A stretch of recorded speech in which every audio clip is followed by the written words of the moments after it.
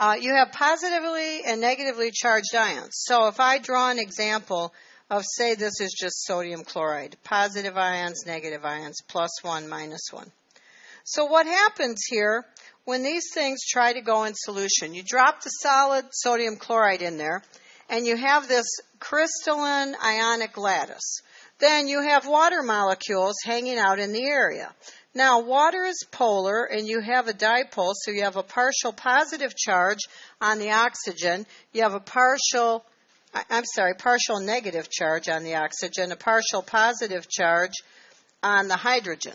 And so what happens is that these ions are sitting in there, and the water moves into position, and the oxygen says kind of, hey, baby, I'm attracted to you. Come on out here. And it actually puts its negative end in here and pulls this ion out. So now you have the positively charged cation, and then it will get surrounded with water where it lines up, kind of like protecting the baby elephant in the circle. You know, when the lions come and all the elephants put the baby in the middle, and then they stand there with their tusks out like this and face the lion, you know? It's kind of like that. And it surrounds that ion. I mean, you can't see this, but it's sort of like that. I'm going to talk a lot about your molecule C&I. I'll try and draw pictures of what's going on in solution, what you'd see with your molecule C&I that I wish I had.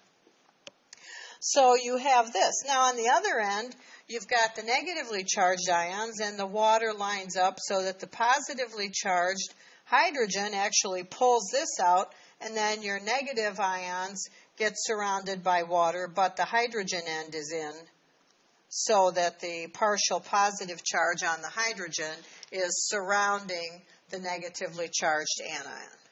So you actually have these things pulling them apart, and that's why these ionic compounds dissolve so quickly.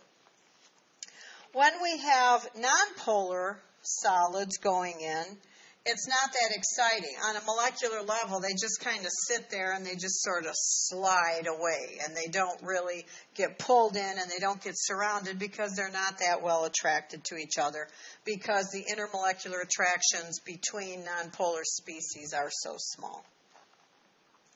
So whether you have hydration or solvation of any type, changes the energy of the system.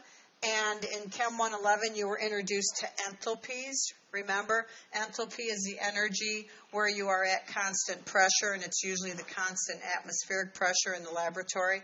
And because you're at constant pressure, there's no change in pressure and volume, so there's no pressure volume work, and you have no work component, only heat. Yes?